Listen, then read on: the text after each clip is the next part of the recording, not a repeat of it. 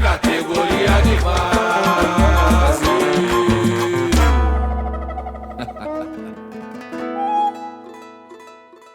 Tá começando mais um, nosso maravilhoso categoria de bases. Mais um episódio, hein, mais mano? Mais um, Gui.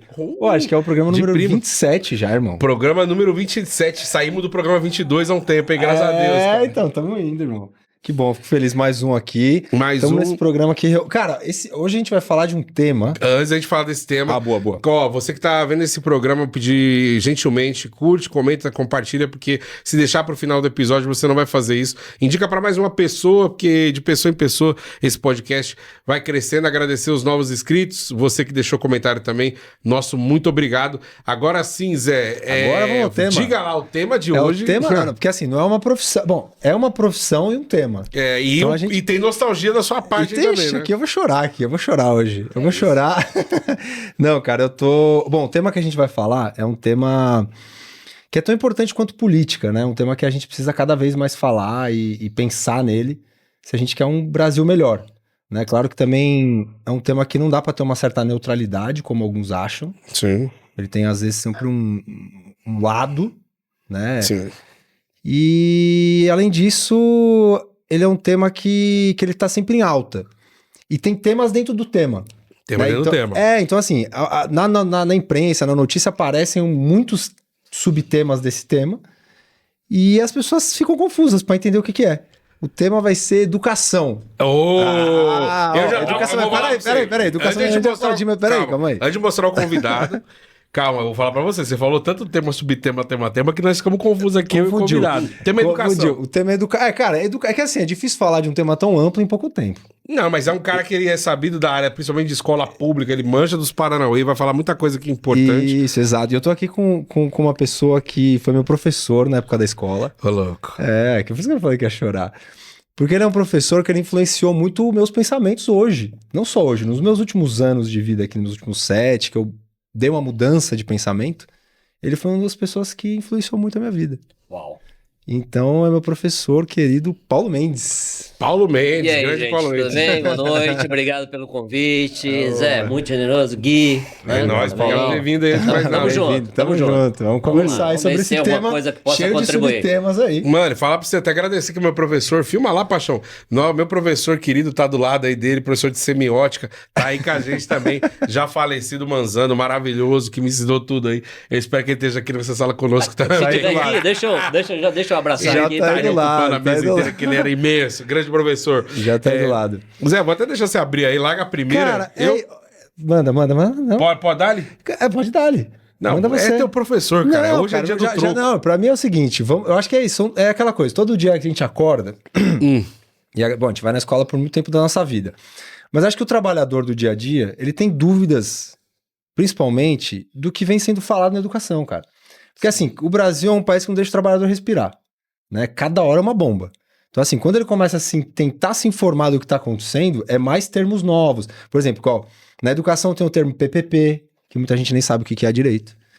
A escola cívico-militar, esse termo até que a galera acho que já sabe um pouco mais, por causa que o nome militar já remete, mas a tal da reforma do ensino médio, que também ninguém sabe muito bem então é uma confusão de coisas, e aí acho que é legal ter um professor aqui pra gente debater esses assuntos. E já emendar um assunto que eu acho que tá muito na moda agora, eu acompanho muito a vida dos mini-coach, essa cambada de vagabundo, que eles ficam falando pra que serve Aristóteles, que se um ladrão vir na minha casa me roubar, eu não vou usar Aristóteles pra nada. Eu não sei pra que serve Bhaskara. Pra que eu vou saber todas as capitais do Brasil se eu moro numa só? E aí, professor, pra gente largar a pau na primeira pergunta, o que você tá achando dessa questão da desinformação por parte dos jovens, que tá tendo na internet agora uma explosão de mini-coach? Se você não estiver sabendo disso, eu te informo e depois te mando vídeos, de jovens que estão desestimulando outros jovens que eu digo de 12, 13 anos, tá? Não é que tá na beira da faculdade, não. É jovens de 12, 13 anos, 14... desestimulando outros jovens a frequentar o ensino, dizendo que você não vai ganhar dinheiro aprendendo fração, que é muito mais fácil você investir em marketing digital do que ir lá entender de planície, a porra toda. O que você acha disso, professor? Importante ele se apresentar antes.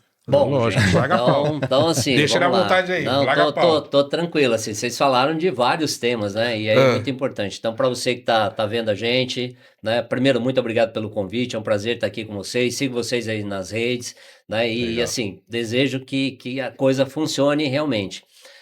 Vamos lá. Primeiro, coach. Para mim, essa é a desgraça. Vou começar por esse termo, se é que eu posso começar, porque assim, porque alguém que vem me dizer, né, que dentro dessa estrutura que a gente tem, toda, né, em que você tem, né, um sistema em que tem um é dono de um meio de produção, o outro é dono só da força de trabalho, e vem alguém me dizer que tudo depende de mim, quer dizer, vou ser rico se eu quiser, eu vou fazer tudo o que eu quiser sem, né, considerar nada do que está do lado, ou seja, sem levar em conta o sistema de exploração, a jornada de trabalho que eu tenho, né, o pouco tempo que eu tenho para me informar, para saber qualquer coisa, cara, para mim essa é uma, né, assim, é o fim.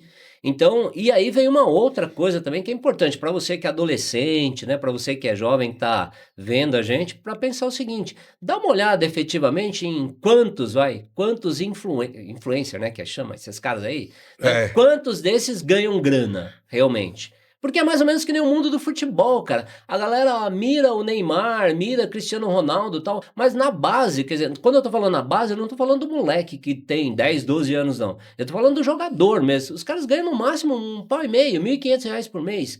Sim. Então sobreviver com isso é terrível.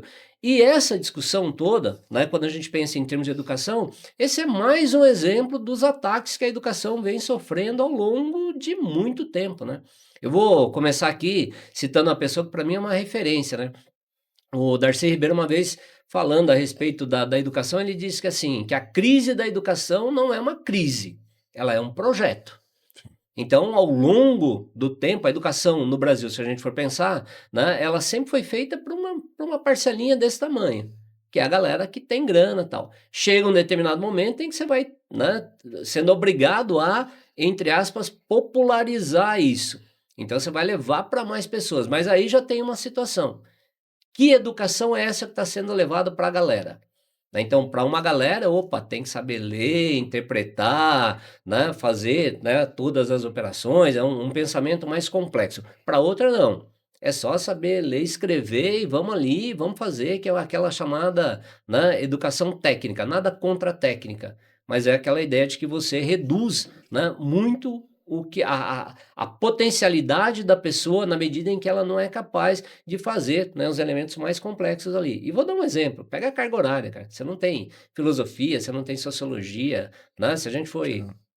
E aí já juntando coisas, né? Mas nós saiu uma primeira pesquisa agora da rede Escola Pública e Universidade, REPU, né? E tem o grupo lá, tem um grupo de estudos sobre escola pública, né, e universidade, que é da USP aqui em São Paulo, mas tem pesquisadores da Unicamp, tem da PUC, tem uma galera. E eles pegaram a primeira geração, né, de alunos do novo ensino médio, de escola pública do novo ensino médio. Cara, de 600 caras que foram pesquisados lá, 590 caras não tinham tido, durante o ensino médio, uma aula de geografia, uma aula de história, né, uma aula de biologia, nada. Por quê? Porque com a onda da reforma, né, vieram os tais itinerários formativos, então, né, a galera tirou, né, acabaram tirando esses componentes e metendo outra coisa. E aí você fala assim, e o que virou isso? Uma desgraça, né? Sim. Porque aí quando você vai ver vestibular, de maneira geral, você vai pegar o Enem, né, cobra o quê? Cobra conteúdo. Então, se você não teve conteúdo, se você não sabe minimamente, né, não adianta, essa história de falar que é mínimo é besteira, porque assim, a USP é conteudista, o vestibular da USP é um vestibular pesado pra caramba. Ontem eu estava fazendo lá, né, preparando a gravação da correção da segunda fase da Unicamp, que né, aconteceram as questões, cara, moleque que não viu, tava perguntando sobre Conselho do Ártico. Aí você fala assim, pô, trabalhador comum, já ouviu falar de Conselho do Ártico? Fala, pô, Ártico, eu já ouvi falar que tem, que é um polo, tal, não sei o quê, e não é menosprezando, muito pelo contrário, mas assim, tem muitas especificidades. Então, para voltar para a pergunta inicial, né, essa molecada que está aí fazendo isso, ela está reproduzindo, obviamente, um modelo, né, mas é um modelo de ataque à educação. E esse modelo, ele serve, né, ele serve muito por quê? Porque tem uma proposta, né, extremamente neoliberal acontecendo, né, há muito tempo, mas que chegou no Brasil. Esse neoliberalismo está com peso nos anos 90, mas chega na educação agora. Que é aquela ideia de que quanto mais eu, né, desmerecer, quanto mais eu colocar para baixo, mais fácil para eu vender. Né? Porque aí você tem uma desvalorização, fala, ó, tá vendo? Não funciona, tá vendo? Não presta, tá vendo? Não atende. Então vamos vender que, né, no privado serve. Funciona. E aí tem uma galera que vai ganhar muita grana com isso, né, cara? É essa. Sim. né? Eu tava até pensando, tava numa pergunta aqui, que é usar até a palavra que você já soltou do neoliberalismo, né? A onda do neoliberalismo ela é muito forte no Brasil, né? Como você falou, na década de 90 para frente. E ela molda, né? Então, assim, ela vem moldando as ideias, talvez até de modelos de educação brasileiro. Entrando no assunto da PPP, Paulão, você acha que é possível ter PPP eficiente?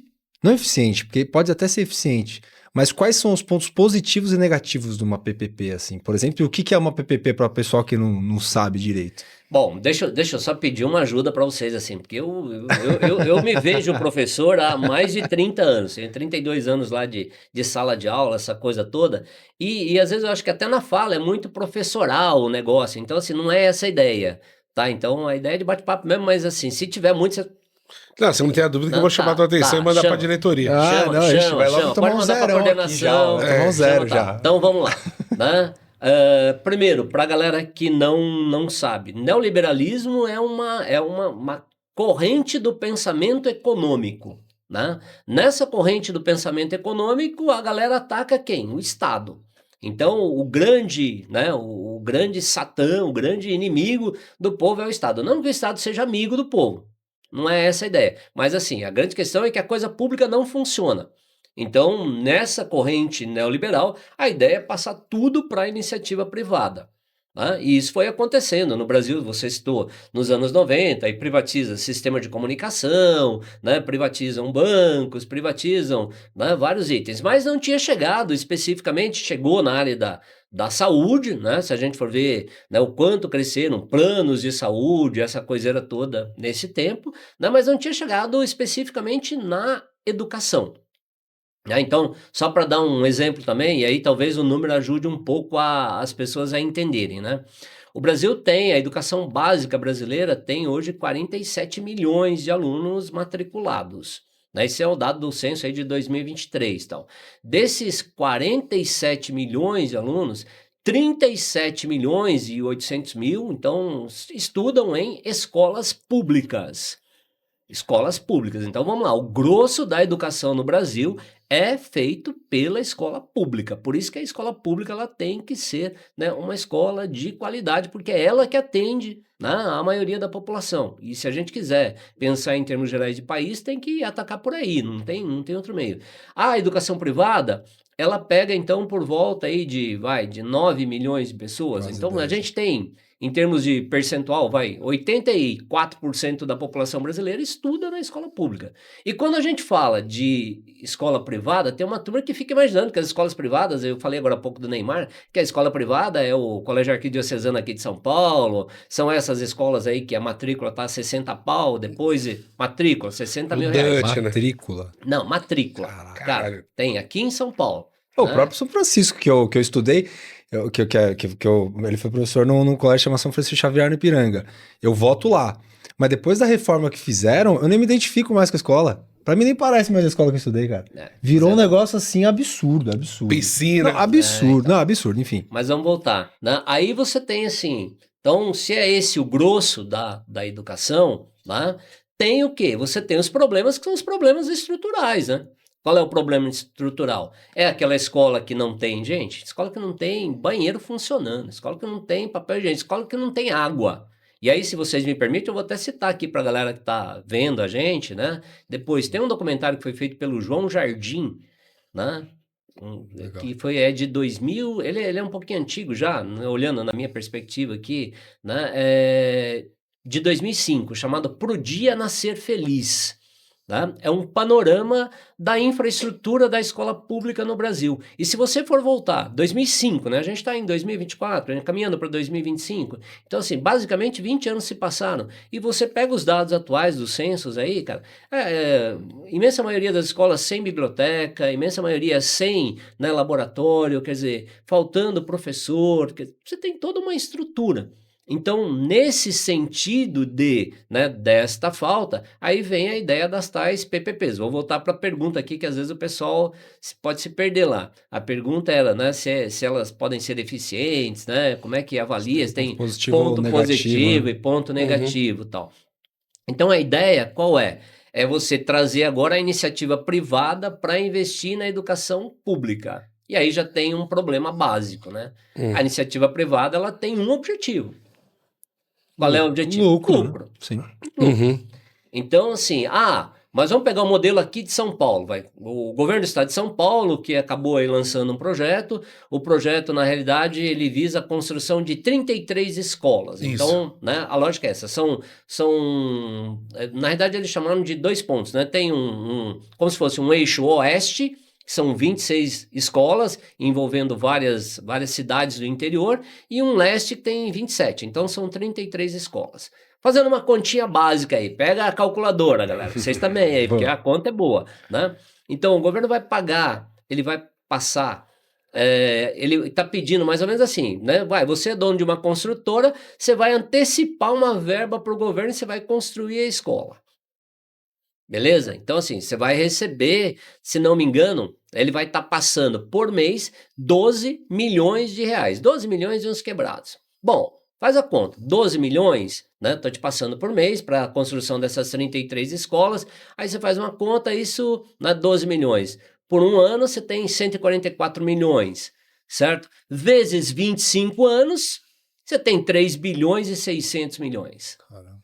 Se eu não errei na conta, refaz, porque é mais ou menos, não, porque é mais ou menos mais essa linha, mais ou menos é mais ou menos essa linha, cara. Então aí, você vai falar assim, pô, se tem, né?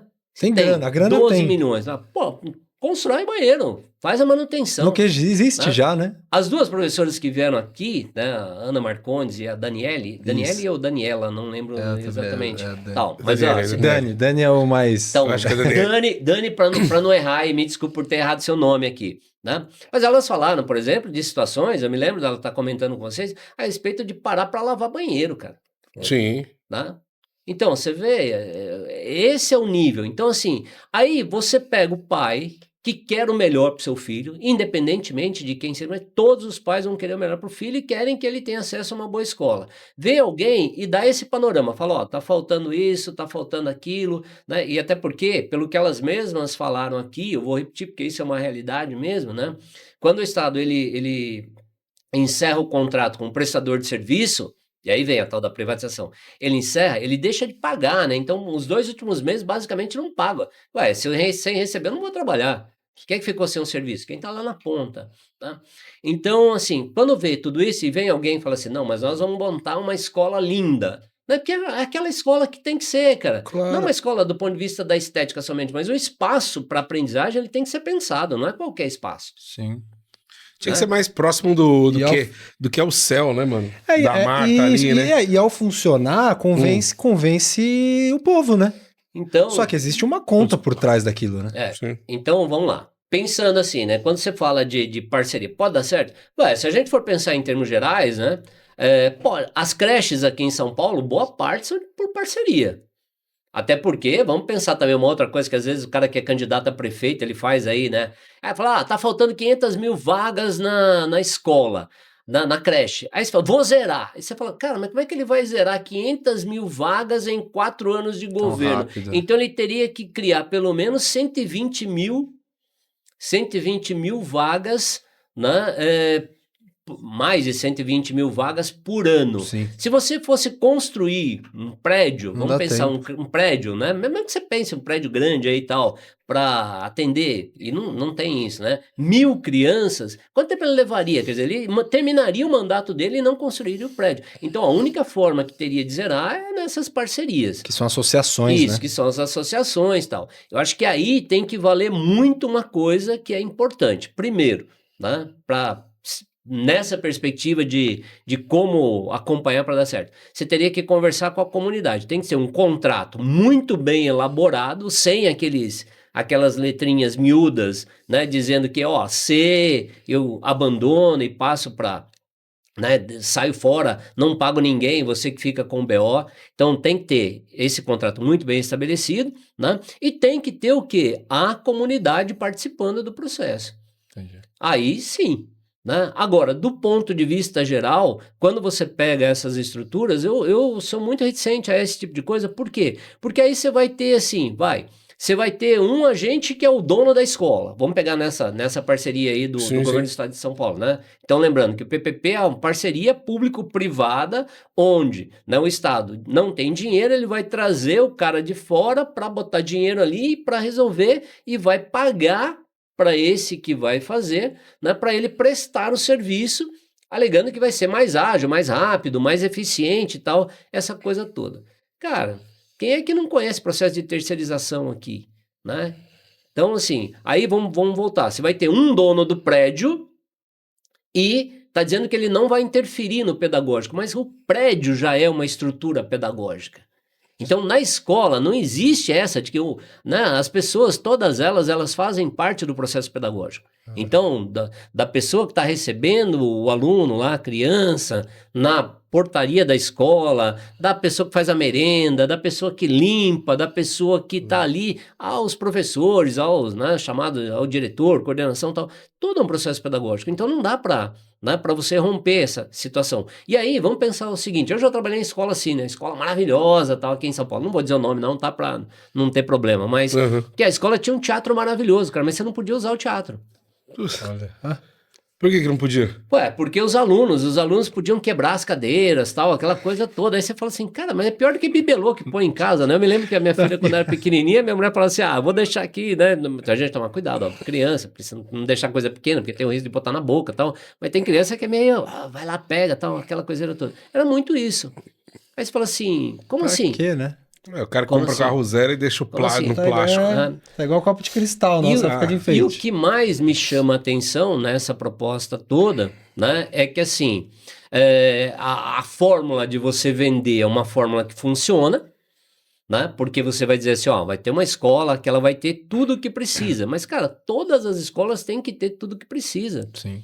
Né? Então, o prédio é uma coisa básica, elementar, então a infraestrutura tem que estar presente, né? E você precisa ter, obviamente, as pessoas que estão ali. E tem uma coisa que na educação é uma particularidade muito significativa, e aí a gente tem que destacar, pelo menos quero deixar muito claro, que é assim, a permanência. Então, quando a gente volta lá para o processo neoliberal de ataque à escola, o atacar a escola não é vender a escola agora. O ataque à escola vem acontecendo há muito tempo. Mas né? a escola tá sangrando há Então, anos, né? Sim, vamos lá, como assim? vamos Igual o voltar, SUS. A rede pública de São Paulo, rede estadual de São Paulo tem 180 mil professores. Cara, 162 mil, né? 82 mil professores da rede pública estadual de São Paulo não são concursados, são professores temporários. Qual é o problema disso? Primeiro, né? Você tem alguém que a cada final de ano ele vai ter que compor uma carga horária, né? E aí ele não vai permanecer naquela escola. E quando você não tem continuidade, né? Eu tô olhando para você aqui, tô me lembrando, né? Você chegando na minha sala de aula lá quando você estava no 9º ano. Eu dei aula pro Zé, para todo mundo já saber, no 9º, no 2º e no 3º ano do ensino médio. Sim. Né? Então assim, mas você vai vendo, cara, você vai acompanhando, não só do ponto de vista né, do crescimento das pessoas, do ponto de vista físico, mas do ponto de vista da produção, né? Então isso é essencial. Então na educação, ter continuidade é uma forma básica de identificação naquele grupo. E forma de envolvimento também, né? Sim.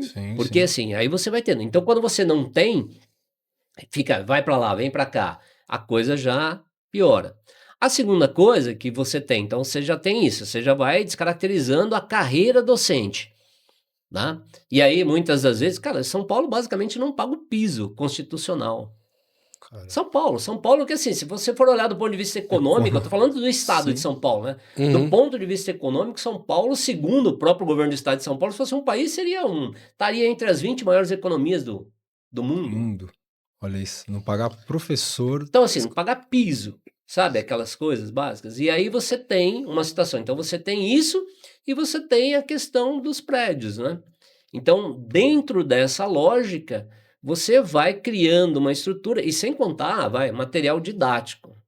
Vamos voltar aí, né? O atual secretário estadual de educação, né? O Feder, eu sempre confundo o primeiro nome dele, né? Porque assim, eu brinco às vezes lá que já chamei ele, porque tem um deputado também com o nome de Feder, né? Então eu vou chamar só de Feder aqui para... Tem o tenista né? também, Então, né? então.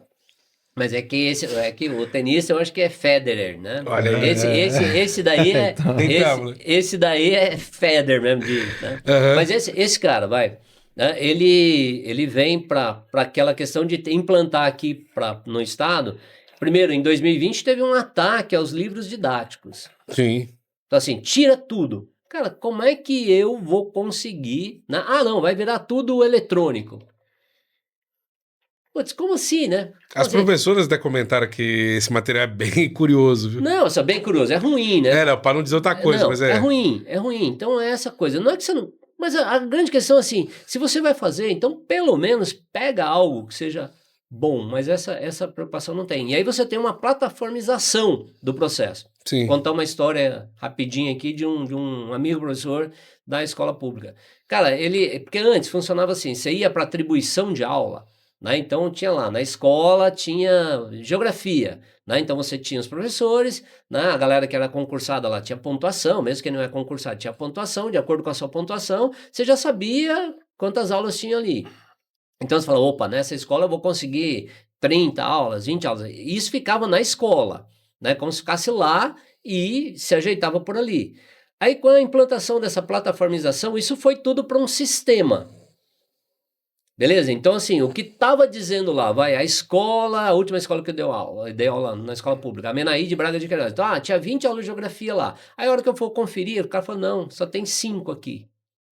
Então, não tinha 20. Então, opa, então vou ter que pegar 5 aulas ali, mais 10 lá. Então, tem um amigo que para compor uma carga horária de 30 horas semanais, para minimamente conseguir sobreviver, né, ele pegou 3 escolas, cara, em lugares diferentes.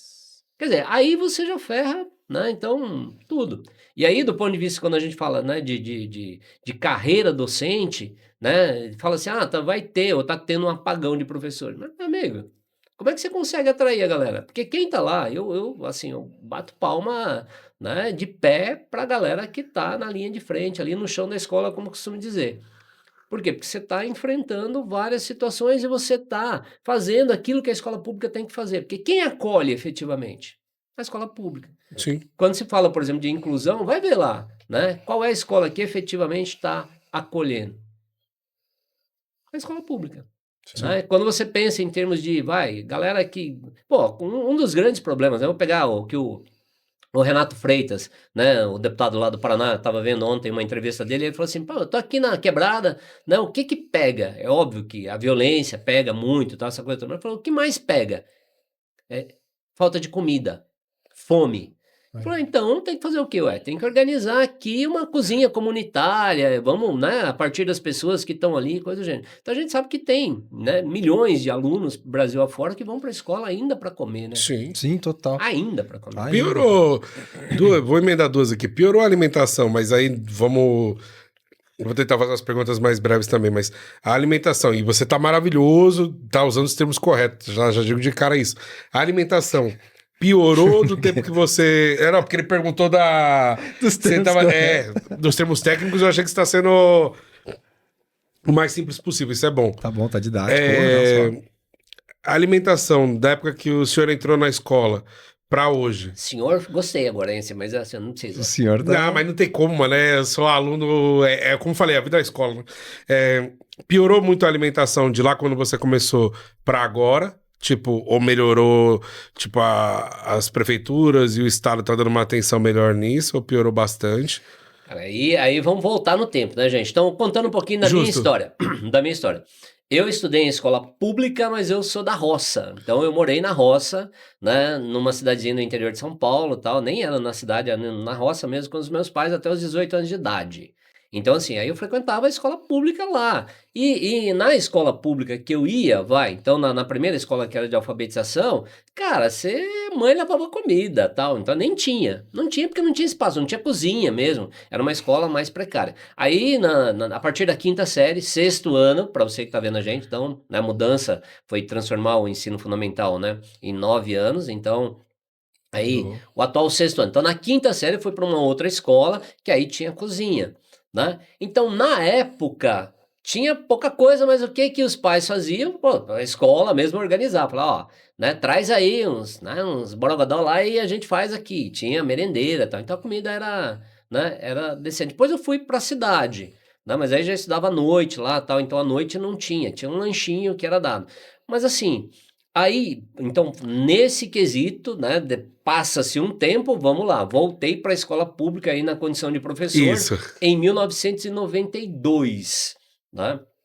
Então, assim, tinha muito lanchinho, biscoitinho, essa coisa toda que não é comida, cara. Uhum. Então aí, para mim, tem um marco simbólico, fazendo referência a ela que fez 90 anos, né? 90 Erundina. anos, Luísa Erundina de Souza, Esquece, filho. né? Nossa. Então, quando ela vem e ela bota comida, né? Não é sopa, é comida na escola. Tudo bem que aí é no nível municipal, mas aí você vai tendo o quê? Isso ganhando uma amplitude, né? E aí, quando a gente chega, por exemplo, no programa no Fome Zero, né? E aí é importante também, né, destacar o Graziano nesse papel, porque, né, tem um entendimento desse processo. Quer dizer, quando você ataca, aí você percebe que a ramificação, né, a escola ela vai ser muito importante nesse processo, e aí você tem uma melhoria. Né? Então, o programa de alimentação para a escola, né, ele vai contribuir muito para isso. Então, se você falar hoje que não tem, tem. Né? Então tem escolas, que você tem essas escolas que a molecada vai lá e come, tem. Sim. Poderia ser melhor? Claro que poderia, né? Tem lugares, e principalmente quando a gente pensa, né, em micro escala, ela sempre tende, não necessariamente, mas ela sempre tende a funcionar melhor quando você tem o quê? A comunidade participando mais, atuando Envolvendo. mais. Cara, não dá para fazer a escola sem trazer a família para dentro da escola. Sim. Porque até tem uma cartilha que saiu, eu perguntei isso, que na Zona Sul, saiu no mês passado, que tinha até uma recomendação da escola falando que o aluno não podia repetir comida e a parada toda. E aí se questionou muito isso em termos de como que estava a questão da alimentação nas escolas. Então, a gente tem problemas que vamos pegar, né? Então aí é que a questão assim, uma coisa, gente, é política de Estado, outra coisa é política de governo, né? E aí é importante destacar isso. A alimentação na escola tem que ser política de Estado, independente de se sou eu, se é o Zé, se é o Gui que tá lá, né, como presidente, governador, né? O raio que nos parta aí, assim, tem que manter. Sim. Tem que manter o programa. A grande questão, vamos lembrar que o João, né? O João, Ração humana, né? Do né, João, então. do João Trabalhador. Então, do chamado, né, João Agripino Dória, vamos dar nome a essa família, então, que veio com aquela ideia de reprocessar alimento e tal, né, de dar comida vencida pra galera. Aham. Então, assim, você tem esses absurdos, né, mas, assim, a alimentação, ela melhorou, né, e agora, quando veio, por exemplo, a pandemia, né, veio a pandemia, porque até foi outro dia, e tem gente que eu acho que esqueceu disso, Sim. né? Esqueceu, sabe aquela coisa que parece que tem um apagamento do processo. Quando veio e as escolas ficaram fechadas, cara, eu fiquei imaginando o desespero, né?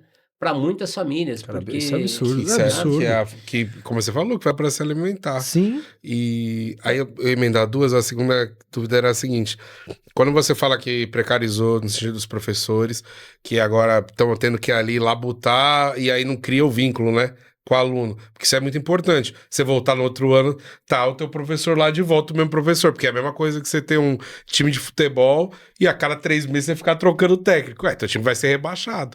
E eu acredito que o ensino é a mesma coisa. E aí eu vejo muitas vezes os professores lutando por melhorias de salário, melhores condições, e a polícia baixando o cacete para vocês não terem esse direito de ser ouvido. Vocês acham que a polícia em si, ela tem usado de muita violência e com aval do governo, não só com os professores, mas de uma maneira geral? Ó, mas aí não precisa nem, né? Essa não tem. Se eu falasse que acho o oposto, cara, é só olhar o que tá acontecendo. Pega essa semana, né? Essa semana, como é que alguém joga o outro em cima de um viaduto, cara? Como é que alguém dá 11 tiros nas costas do outro? Porra, Legítima defesa, né, que ele falou. né? Isso me lembra que na época do Pinochet no Chile, a galera tinha uma muvuquinha, né? A Guarda Nacional atirava e depois, né, perguntava. Então, quer dizer, primeiro eu mato, depois eu pergunto. E aí você, né? Você era bandido? Você já viu o morto responder? Né? Então, vamos voltar. Nessa questão da repressão, né? O Estado sempre foi um órgão de repressão. Repressivo. Então, assim, eu vou fazer eu acho que vocês não tinham nascido ainda, né? Mas tudo bem. Eu comecei na escola pública, eu comecei no governo Fleury, né? 92, né? Na época das escolas padrão, tal, do governo Fleury e tal. E aí eu ouvi ali, né, da galera falar, pô, no governo Montoro foi legal, governo Montoro, né? Aí você fala, pô, né? Então eu peguei numa fase já que... Aí tudo bem, depois do Fleury, cara, a gente vai tendo uma sequência aí. Aí você pega, porque aí pegou uma infinidade, né? 25 anos de PSDB, vamos dar nome também. 25 anos de PSDB.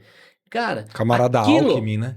Então, Vagabundo. aquilo que, companheiro agora. Companheiro Alckmin. Então, aquilo que você imaginava que seria necessário para construir um projeto de educação de longo prazo, tal, né, que tivesse todo um processo de melhoria, né, acabou não acontecendo. Então, o que os caras tinham? Eles tinham tempo. Aí, né, nesse processo todo, nós vamos voltar lá, 92, cara. 92, eu apanhei da polícia no palácio ali dos Bandeirantes, na polícia do Fleury, descendo o cacete. Por quê? Porque a gente não podia fazer greve. Quer dizer, a Constituição de 88 garantindo o direito básico, né, do trabalhador, tal, aquela coiseira toda. E de lá para cá, o que você vai tendo, né? Você vai tendo, né, um processo tão grande de estrangulamento de salário e várias outras coisas, que também acabou acontecendo o quê? Meio que uma desmobilização, né, da categoria. Eu olho com isso com muita tristeza de pensar que, assim, a categoria em si, ela foi perdendo força. Então, se eu olho enquanto grupo, e aí você pode pegar, pegar a PUESP, pegar o Demo, pegar o próprio Simpro, né, que são, né, entidades sindicais representando aí os trabalhadores, professores, né, cara, enfraqueceu muito. E essa repressão, então assim, se a gente for pegar, né, o Mário Covas aqui, então, né, a gente está pertinho aqui da Praça da República, o Mário Covas, a polícia do Mário Covas, ele cismou um dia lá que ele queria atravessar para chegar na Secretaria da Educação, coisa de cabeçudo, turrão, né, e assim, a polícia descendo o pau ali. Então assim, sempre houve isto, sempre houve. Então essa cultura, né, da violência, de diversas formas de violência, né? Mas essa de você pressionar, de você bater, cara, pega aqui, ó, vai há um mês atrás, menos de um mês, que foi ter o leilão, né, do lote lá, que o homem, né, o cara que ocupa o Palácio dos Bandeirantes hoje, né, tava queria quebrar a marreta ali, que eu não sei que sentido tem. Ele tem uma fixação para aquele martelo. Tinha que ser proibida essa estética, né? Porque até aqui a direita pensa numas estéticas assim que tinha que ser o uma outro proibição logo. metralhando petista, uma telinha na BTG lá, sei lá, aquela porcaria. Mas é a questão da violência. B13. Então vamos lá, né? O símbolo, né? O ato simbólico. Quem estava ali? Professores e estudantes. O que a Polícia Militar fez? Baixou a o sarrafo. Polícia Militar, né? Empurrando a galera. Cara, você não pode berrar, gritar em frente a B3, né? Não privatize a minha escola. É um absurdo, porque aí vem gás de pimenta, bomba e porrada. Então, a estrutura ela é muito nessa perspectiva, né? E aí vai ao encontro, né? Essa situação toda, ela vai ao encontro naquilo que você começou lá atrás. Bem no comecinho, quando a gente estava aqui, você falou de escola cívico-militar, né? Porque você tem, né? Há uma crença, na realidade, assim, tem uma parcela da população que acredita muito na palavra ordem. Né, que é aquela coisa de que assim, cara, para você aprender, você tem que ter, obviamente,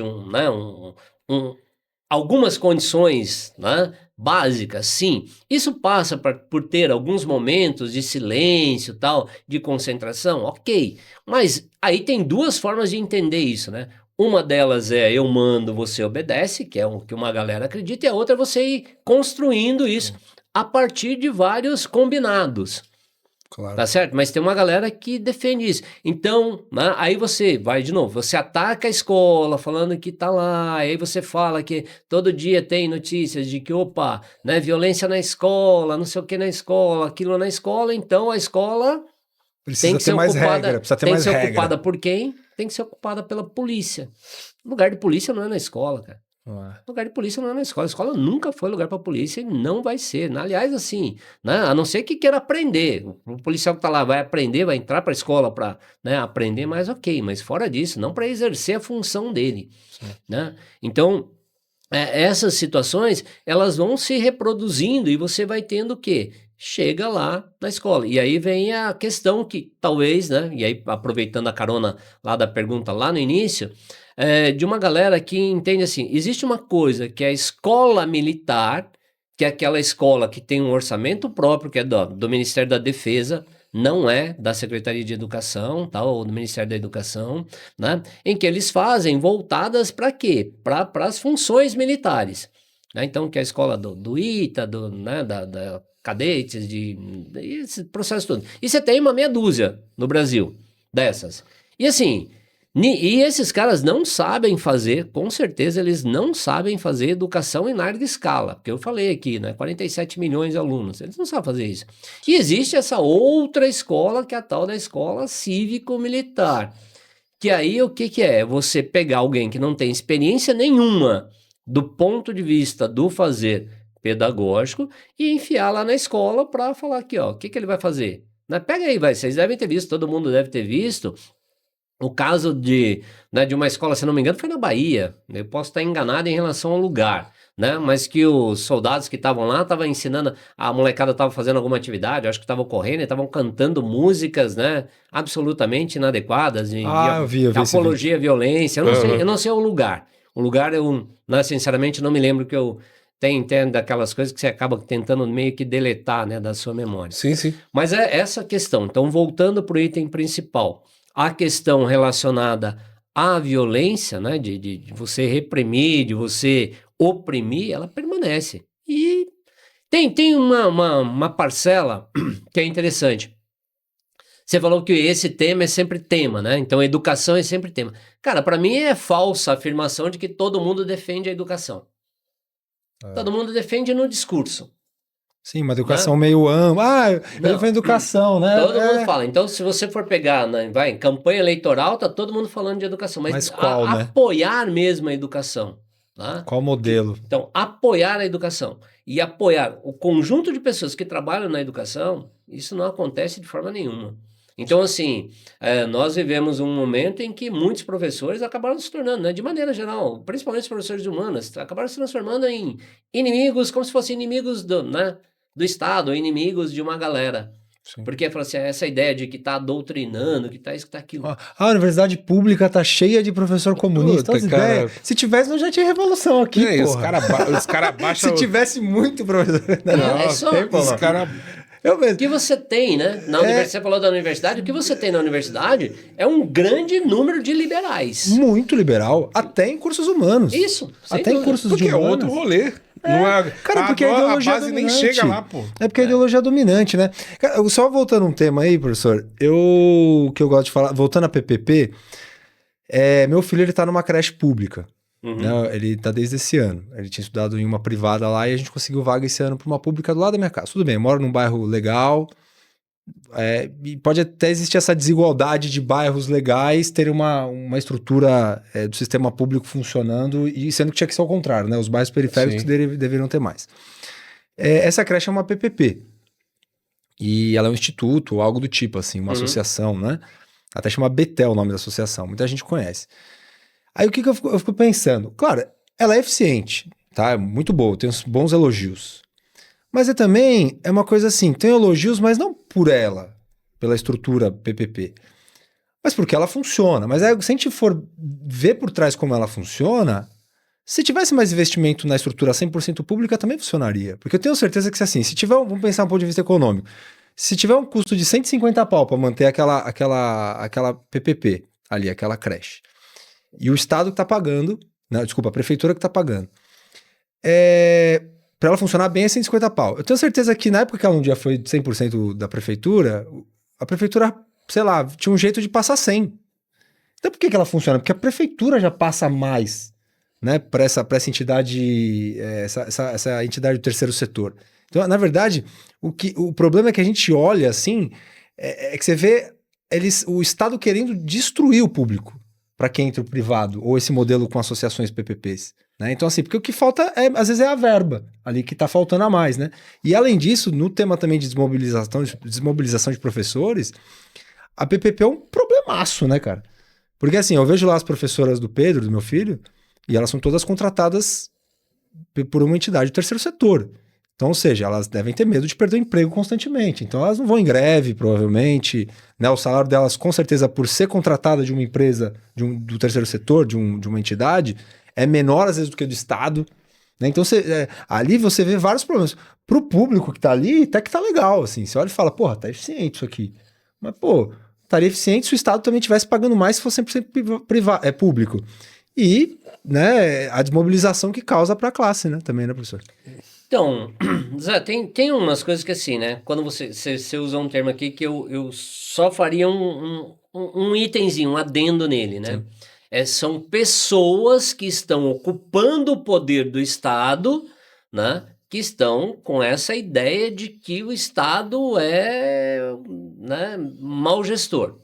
Porque o grande lance do modelo neoliberal é isso, é vender a ideia de que o Estado é perdulário, né? Gente, perdulário, pra quem não sabe, que gasta uma grana, né? Assim, só gasta, não sabe gastar. Sim. Sabe aquela ideia que é diferente, por exemplo, do cara que tá lá, falou, pô, tenho 100 conto aqui e né, preciso decidir o que eu vou comprar. Então eu vou comprar comida e que tipo de comida, né? Pra você ter possibilidade de alimentar mais. Então, vendeu-se muito essa ideia. E aí cria-se, né, uma ideia fantasiosa de que um grupo, né, de que empresários ou determinadas organizações do terceiro setor, né, terceiro setor, as ONGs, por exemplo, né, não só elas, mas elas, né, porque tem vários nomes aí, e aí são siglas, que sabem fazer a gestão correta do negócio. Mas vamos pegar uma situação concreta? A gente tem, né, do ponto de vista geral, a escola tem que ser um espaço para todo mundo, beleza? Então você tem que ter, por exemplo, você teria que ter lá todos os professores e você teria que ter alguém que ficasse, por exemplo, para uma professor eventual, substituição de alguém que faltou. Pensa numa iniciativa. Eu trabalhei em várias escolas, né? Várias escolas e trabalhei em escolas. Você falou aqui dos jesuítas, trabalhei para os jesuítas, não tinha um professor lá que fosse um professor substituto. Não tinha zero. Verdade. Zero. Zero, zero, zero, zero. Ok? Trabalho em várias outras aí, né, que também zero. Então a equipe é o mais enxuta possível.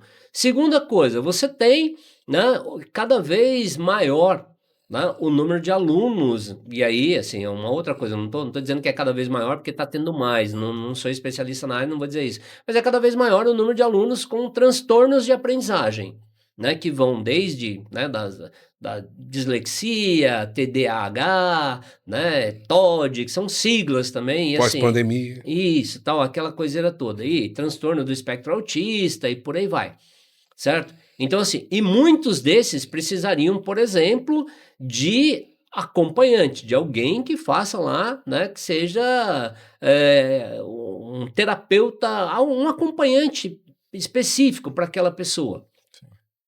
Ok? Então, assim, cara, o Estado tem grana para fazer isso e só o Estado poderia fazer isso. Quando você pega a iniciativa privada, esquece, não vai. Se a família não fizer, vai ter uma TE lá, né, uma terapeuta educacional que está ali acompanhando, falando, mas quem é que foi que providenciou? Foi a família. Não foi a estrutura. Por quê? Porque ela encarece. Né? Então, na medida em que vai encarecendo, né, vamos voltar para o item básico que você está falando. Então, essas parcerias, né, elas estão colocando aí, né, sendo colocadas como sendo solução para algo, mas que elas, na realidade, elas não solucionam na essência. Porque a essência da educação é você. Se você vai fazer educação e precisa ser feito educação para todo mundo, só alguém que não vai diferenciar você entre se você é branquinho ou se você não é branquinho, né, se você é mais riquinho ou se você não é menos riquinho, alguém que vai estar tratando para você, é isso aqui que tem que oferecer. Então você tem que ter uma educação que seja de qualidade, você tem que ter uma educação que seja laica, né, e você tem que ter uma educação que seja voltada para formar alguém que possa transformar a sua vida e ela, se quiser, obviamente, transformar a realidade. Sim. Né? Citando aqui o Paulo Freire, que fala que a educação não transforma pessoas, né? A educação não transforma a sociedade de maneira geral, transforma pessoas e pessoas transformam a realidade. Sim. Né? Então, essas parcerias, elas estão nesse patamar. Então, na medida em que você vai reduzindo cada vez mais o papel do Estado, vamos voltar lá no tal do Amigos da Escola. Não, eu estou citando nem a ONG em si, mas eu fiquei imaginando assim, ó, na medida em que as comunidades, as famílias foram ocupando a escola e fazendo aquilo que a professora Marcondes falou aqui, que vai lavando banheiro, cara, o Estado adora isso. É, né? Não botei grana, né? Ou a grana que eu teria que usar ali, Sim. né? Não precisou, porque vocês estão fazendo, né? Vocês estão reformando a escola, vocês estão não sei o quê, então tô destinando essa verba para outra coisa. Acabou. E aí vamos pensar, né? Para quem acompanha, acabou de ser aprovada na Assembleia Legislativa aqui de São Paulo a chamada PEC 9, né? Que ela retira pelo menos 10 bilhões da educação estadual. Você é louco, cara. E o 10 bilhões. Gente. Porque se você pegar o Zé, vocês comentaram da privatização e tudo mais, é aquele papo que a gente já teve lá atrás, nos primeiros podcasts, porque vamos pegar a linha 4 do metrô, tentar ser bem breve aqui na minha fala. A linha 4 do metrô, por que ela é eficiente, abre e fecha aspas? Você já não tem o maquinista, né? Todos os funcionários terceirizados, não tem concursado. Todo o dinheiro que cai na SP Trans, quando você carrega o teu bilhete único, a primeira a receber é a linha 4 amarela, as linhas privatizadas de trem também da CPTM, e por último, linha vermelha e tudo mais. Só que qual que é a linha do metrô que vive mais cheia? É a linha amarela do metrô ou a que faz Itaquera Barra Funda, por exemplo? Né? Que tem horário de pico praticamente o dia todo.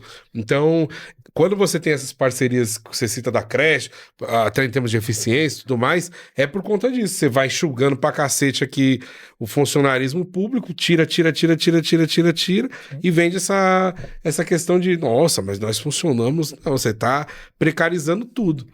Total. E na outra ponta é pior ainda. O que a Marconde passou é sacanagem, pô. Sim. O cara tem que preparar a aula, lidar com essa precarização. Tem ainda a questão do ensino, né? Que agora não é faz a lição de casa aqui. Não, pega lá no site, lá já tem a lição de casa, cara. E aí o negócio que é pra você pegar o aluno, fazer ele descansar de tela, fazer ele ter mais foco, você já tem um TDAH e um negócio, você cada vez mais jogar ele na tela, Sim. eu acho que você tá piorando, né? Tem países que retrocederam nisso aí, né? No ensino de... Cara, esse bagulho de internet aí, computador... Mano, vamos voltar pro papel e caneta que tá... Que é melhor, né? E nós tá indo direto pro Sim, abismo. e sem contar o próprio Estado. É muito louco esse negócio, voltando do privado entrando no Estado e engolindo.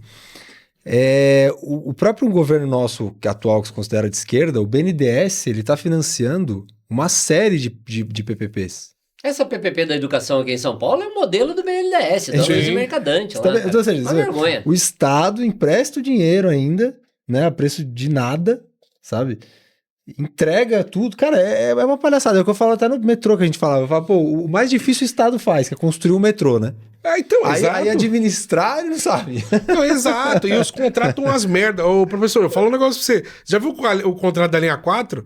Meu, vai tomar no cu do Tarcísio, cara. Ele pega e fala assim, ó, aqui tem que passar 100 passageiros todo dia, na linha amarela, um exemplo. Se não passar, nós completa ainda o que tá faltando. Puta, aí é muito fácil, fácil administrar um negócio desse, né? Aí, porra, aí os caras, a privada que é eficiente, não, nós que é burro. Que você constrói o metrô pros caras.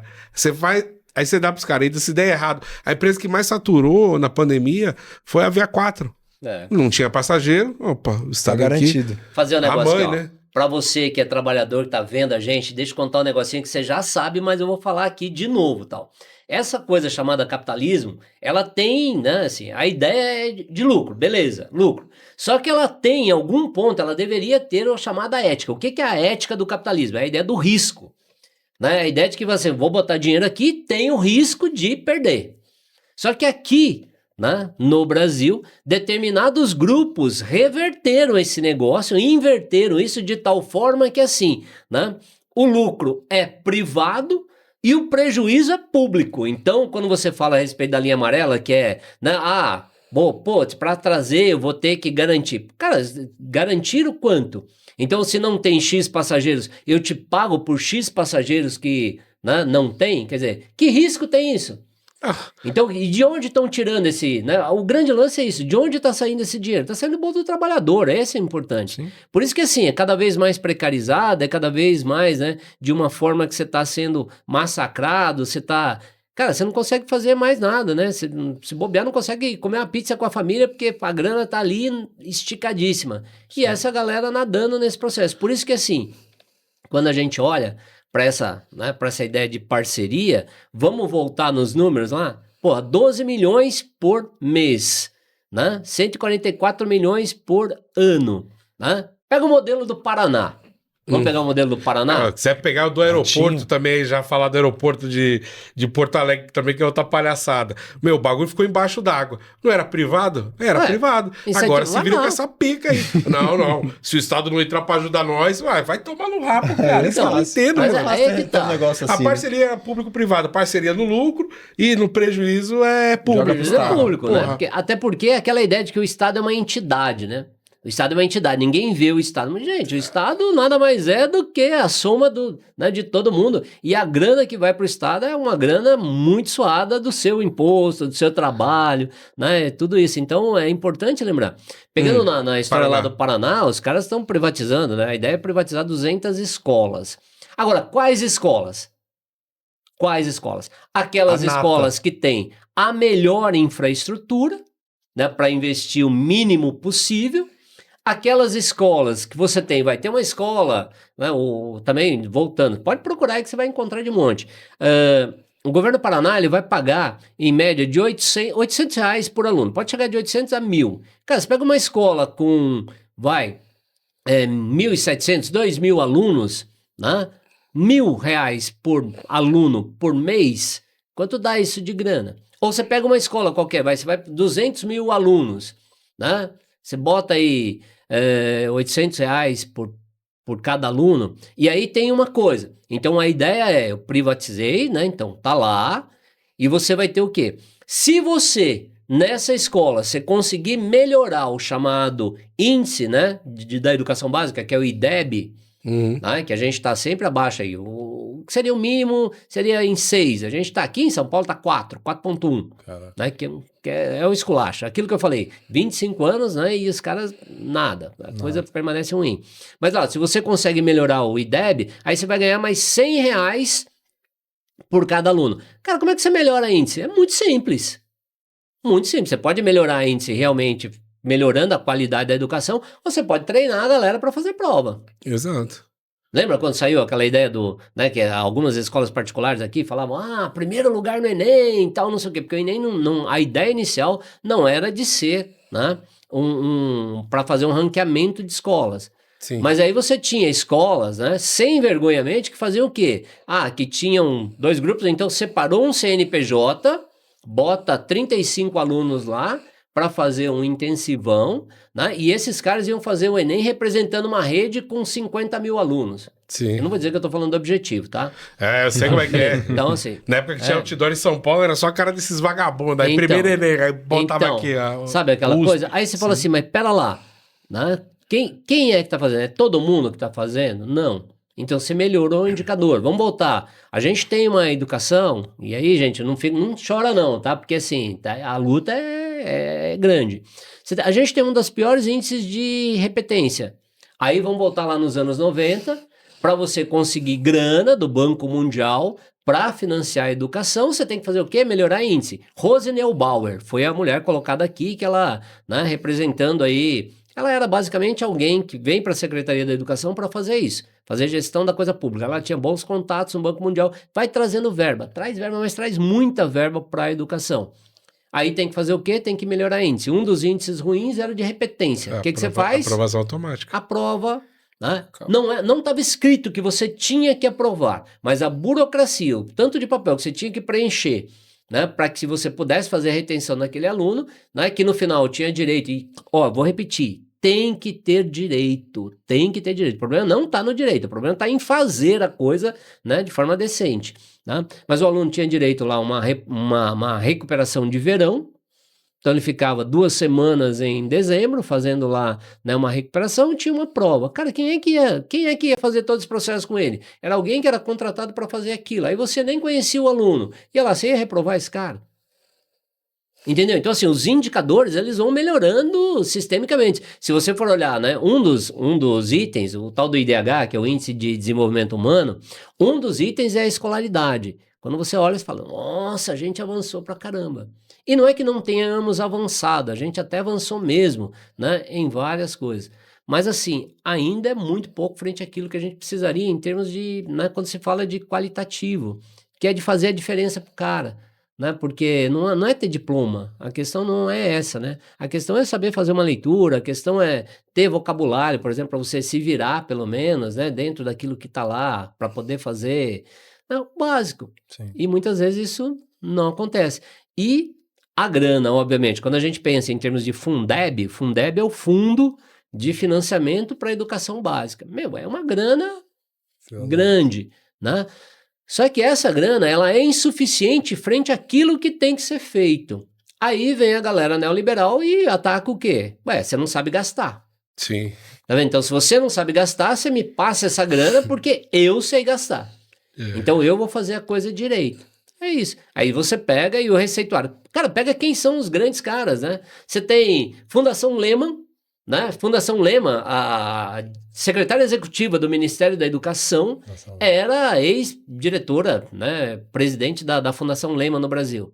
Aí você tem Fundação Lehman, né? Instituto Itaú Cultural, Fundação Unibanco, Fundação Roberto Marinho, que são as grandes fundações, né? E aí, em vários lugares, Instituto Ayrton Senna, tal, essa coisa toda, que são os grupos, o Todos pela Educação, né? Que é uma galera que vem e dita as regras para a educação.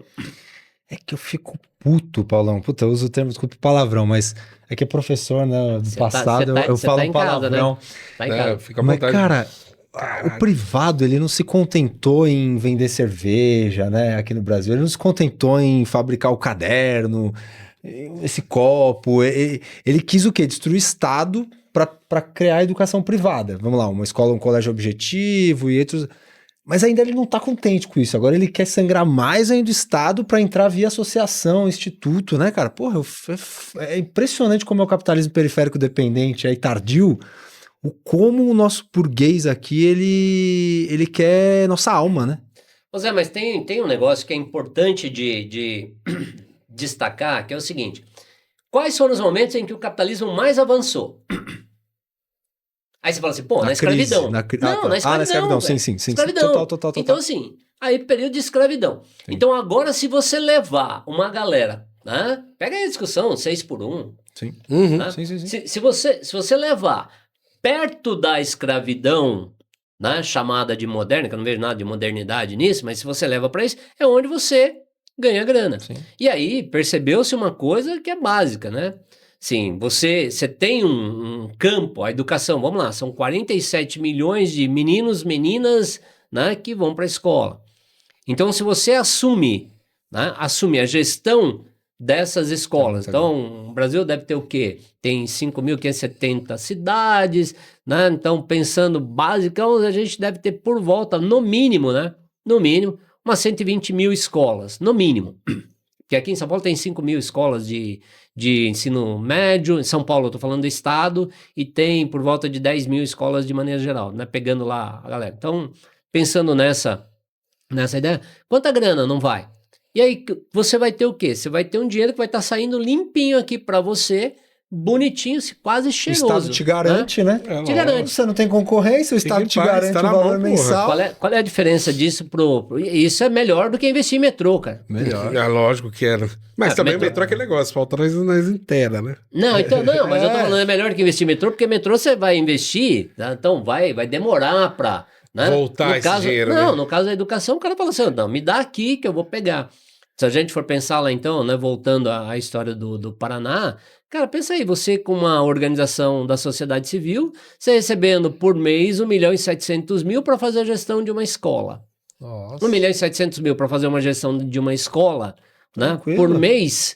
Sem concorrente. dinheiro E garantido também do não Estado. repassa Ah, ó, tudo, né?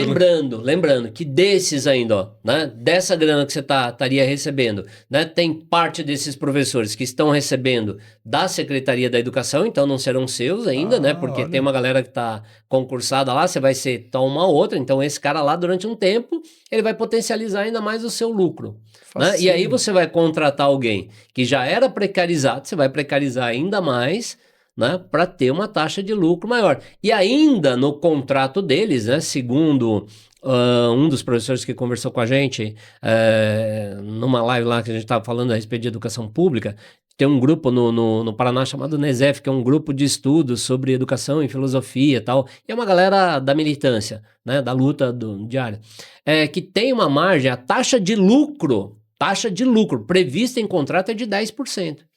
Já tem até taxa de lucro prevista, ó. Cara, taxa de lucro Aí é prevista. fácil garantir, assim, o negócio. É muito bom, pô. É Os caras não é besta, tranquilíssimo, não. Os caras professor. agarram até a taxa de lucro ali. Então, é isso, já está escrito no contrato.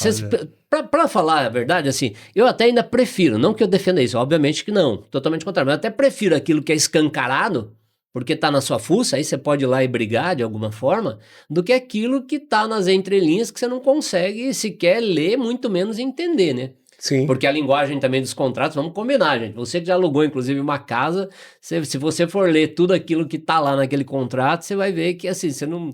acaba o mês, você não lê o contrato ainda e, né, você precisa da casa. Sim. Dificilmente você vai entender. E vai. Que, cara, eu precisava... Porque a gente tá realmente caminhando pro final, mas eu acho que 2 perguntas ainda... Eu só queria que ele comentasse do projeto dele também. Isso, deixar essa pro finaleira. Você quer perguntar mais alguma coisa? Não, pra mim tá... Puta, foi aqui aprendizado. Eu atrás de queria aprendizado. a saideira Paulo Freire, demonizado por muitos da galera neoliberal e por uma outra galera muito amada, e tem uma outra galera que tá, por exemplo, assistindo agora esse podcast e não faz ideia de quem foi. Se você pudesse, de uma forma sucinta ali, dar um panorama para entender por que ele é tão atacado e tão amado até fora do país.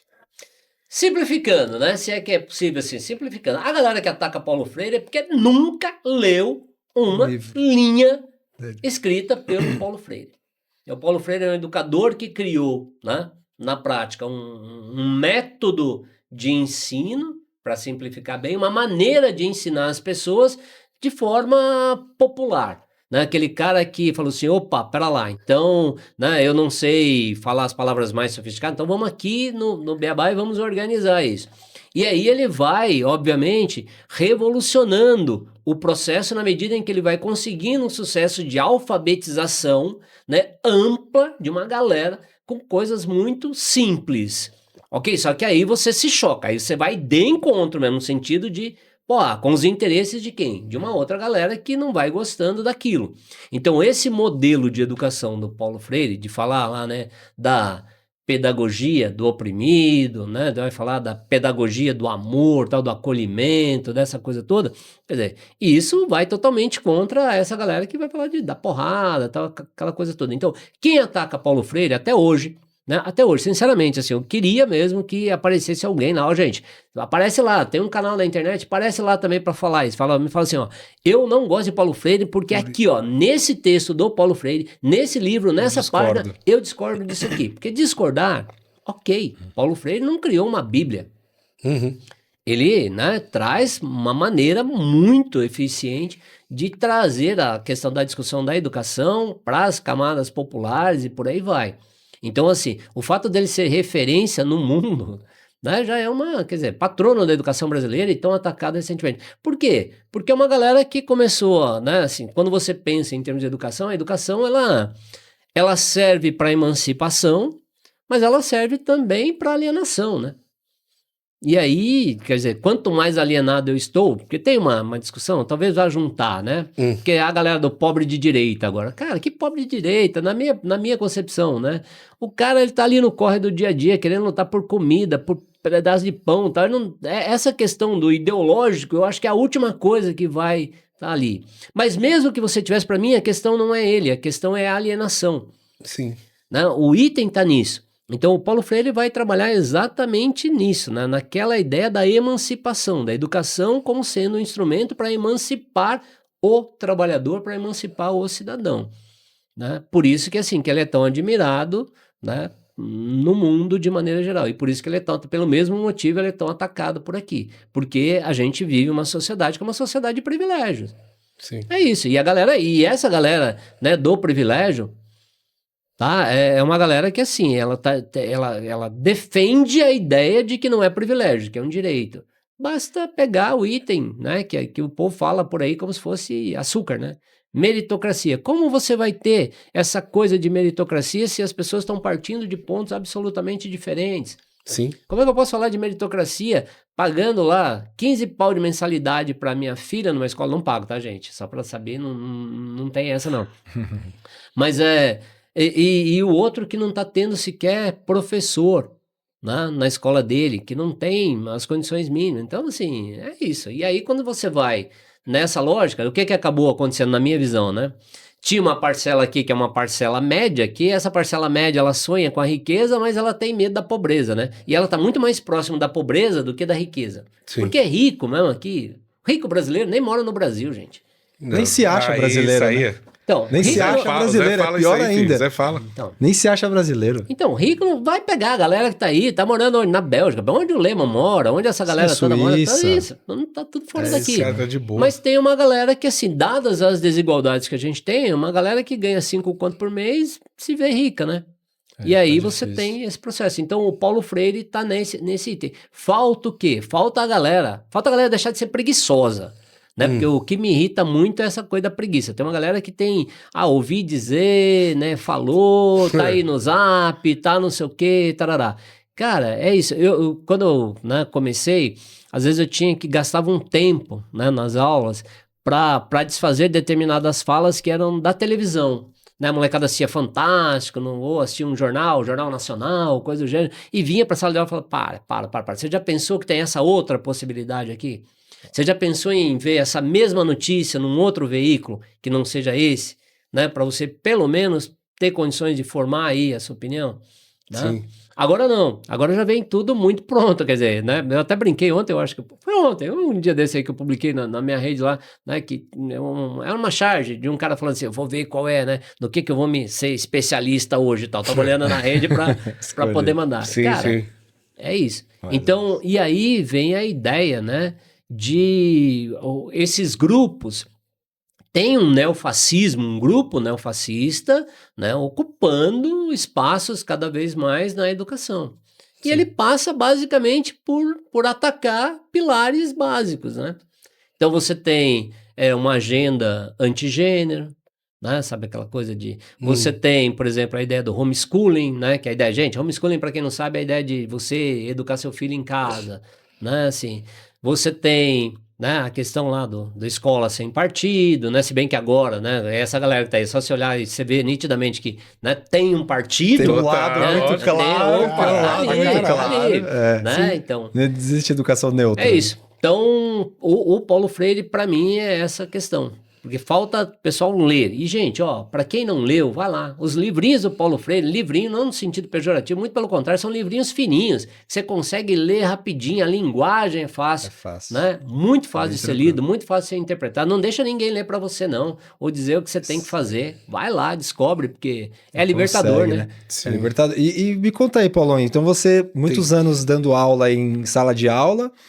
E aí, em um determinado momento, você, com um coletivo de professores, teve a ideia de dar essa aula online, né? Conta aí esse projeto aí pra... Já passa o canal pra rapaziada que tá assistindo.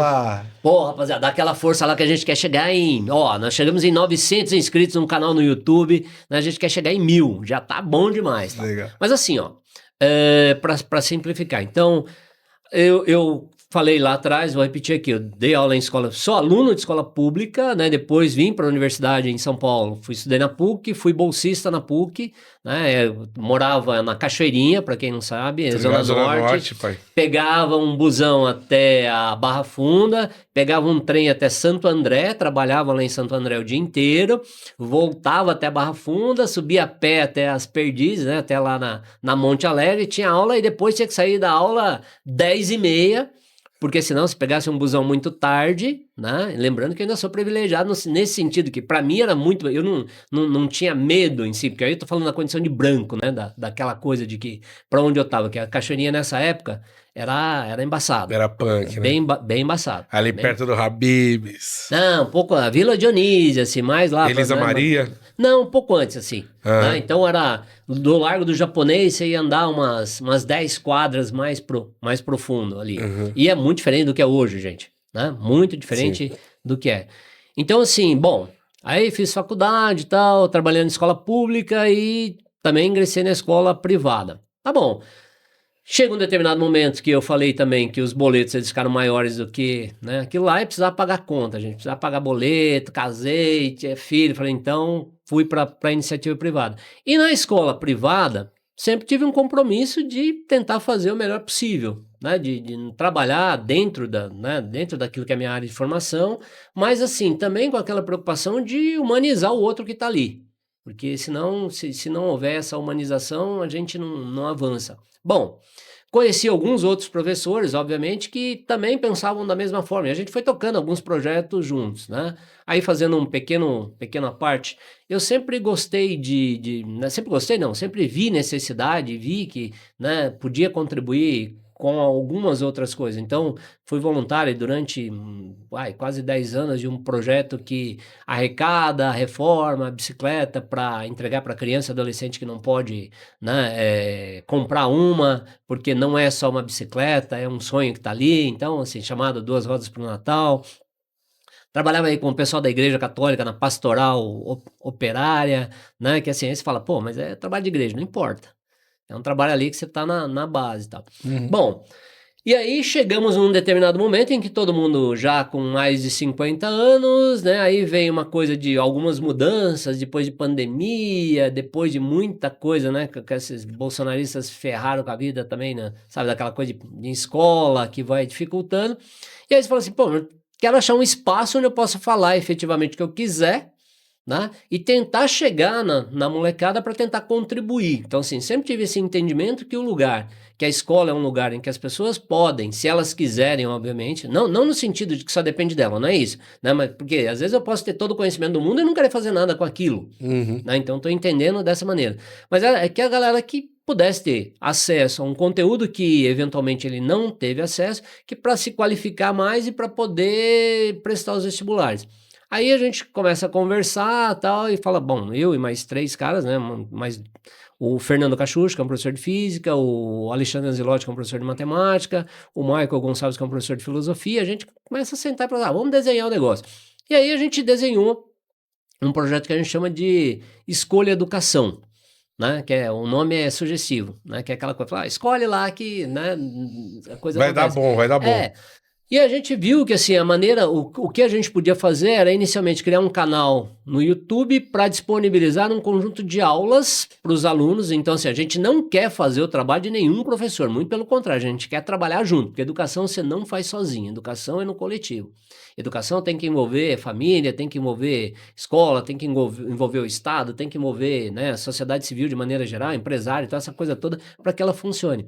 Mas a ideia não é ocupar o espaço do professor que está lá na escola pública, mas é contribuir para aquele aluno que, assim como eu disse antes, que não teve um determinado conteúdo porque não estava na grade, né, para que ele possa ter acesso a essas aulas e possa prestar o vestibular. Então, é um trabalho que a gente faz de forma 100% voluntária, a gente grava de casa e tal, né, aquela coisa toda e disponibiliza lá. E nós fazemos também uma live semanal, toda terça-feira, às 20 horas, né? A gente brinca lá que terça tem. Onde nessa live a gente costuma trazer quem? A gente traz professores de escolas públicas para contarem do rolê deles, quer dizer, assim, né, do que estão fazendo, dos desafios, mas não é só para ficar, assim, não é para ficar reforçando o problema, mas é para destacar o problema e ver como é que tá, né, que a coisa está sendo feita. Então, uma linha é essa, né? Então, como se fosse uma linha editorial, tem essa, né? Tem uma outra que é repercutindo notícias de educação, então a gente pega lá, tema, saiu o PISA, que é a avaliação de desempenho, então a gente foi discutir o PISA, saiu escola cívico-militar, fomos lá discutir escola cívico-militar, a ideia das PPPs e coisas do gênero, então, né, a gente faz isso. Então sempre tem um convidado, tem outras semanas em que nós fazemos nós 3, eu, o Maico e o Alexandre, né, e a gente tentou numa linha também, só que a gente não conseguiu ter braço, né, porque todo mundo trabalhando, né? Então, lembrando que o trabalho é voluntário, então a gente faz... E aí faltou braço para chegar numa linha que era de trazer alunos de escolas públicas que chegaram na universidade pública para poder falar como é que foi o caminho. Sabe assim, para as pessoas se sentirem representadas. Porque Sim, quando você entender não... também, né? Então, quando você não se vê lá, né, fica bem difícil. Fica muito abstrato, né? Então é isso. E a gente tá lá no YouTube. Vambora pra galera. Repete o nome do canal, por favor. O canal chama-se Escolha Educação. Então você vai encontrar lá no YouTube, no @escolhaeduque, né? Tamo nós lá. Então tá todo mundo convidado a participar, né? E é essa coisa. Então tem aulas, né? Então a gente tem aula lá de matemática, de física, de geografia, de sociologia, de filosofia e de história. A gente tá trabalhando aí, tentando convencer mais uns parça, né? Assim, galera, ó, você que tá vendo aqui também, quer contribuir com a gente lá, quer dar aula lá, ó, tá feito o convite, né? A gente quer completar, cara. Então, assim, ter biologia, ter química, né, que tá faltando. Excel. Então, essa coisa era toda. Como virar coach? Não, brincadeira. Isso, Aí foi pro caralho aí também, ó. Brincadeira, pô. Não, mas incrível, não, projeto bonito mesmo. Eu acompanhei a primeira que vocês fizeram, que depois que a gente começou o projeto aqui logo em seguida, minha vida tá com pouco tempo pra acompanhar pai, outras né? coisas. Você é pai, eu sou né? Dá pai, carteirada. Você sabe, né? Eu sou pai, né, Gui? Você que foi pai, bicho, esse cara aqui é o cara mais do Brasil que dá carteirada de ser pai, tá? Mas eu ainda vou te fazer uma camiseta. Pai, cara, não, você, eu não tô criticando, mas ainda vou te fazer uma camiseta. Mas... Eu sou pai. Deixa eu só...